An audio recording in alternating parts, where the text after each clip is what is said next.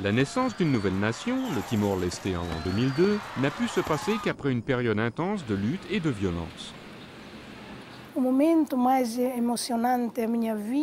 moment le plus important de ma vie a été quand j'ai célébré l'indépendance de mon pays avec mes concitoyens.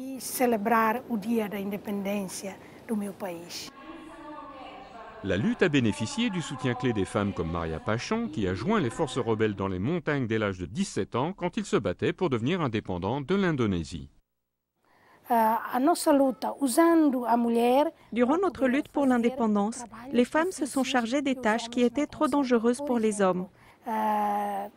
Nous apportions de la nourriture aux combattants du front et passions les informations à nos chefs pour qu'ils puissent planifier les attaques.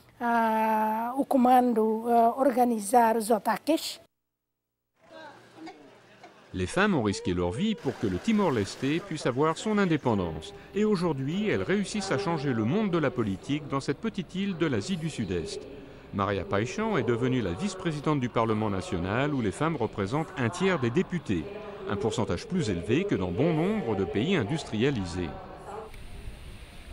Mais les femmes font encore face à de sérieux obstacles, car la plupart n'ont pas le droit à l'héritage foncier.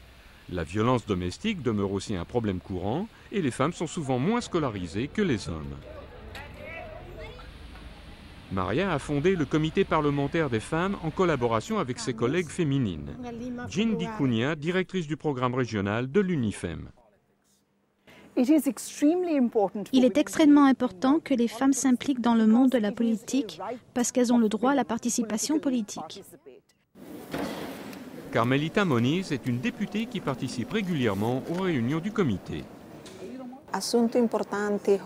Le plus important problème des femmes qui a besoin d'être réglé au Parlement est la loi sur la violence domestique.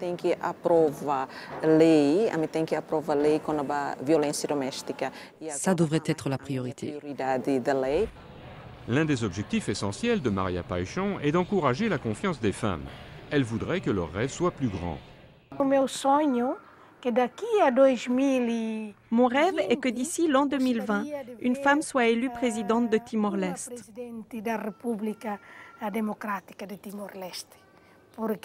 Mon opinion est que les hommes ne sont pas les seuls qualifiés pour cette position,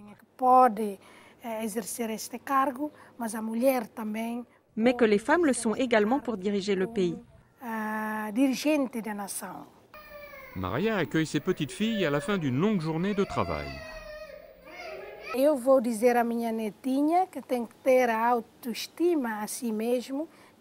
Je dis à mes petites filles qu'elles doivent avoir de l'amour-propre pour pouvoir le passer à leurs amies et à toutes les femmes du Timor-Leste.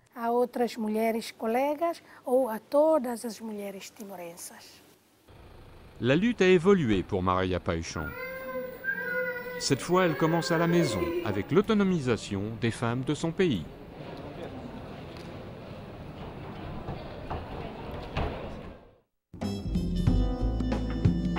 Ce reportage a été préparé par Francis Mead et Richard Wolff pour les Nations Unies.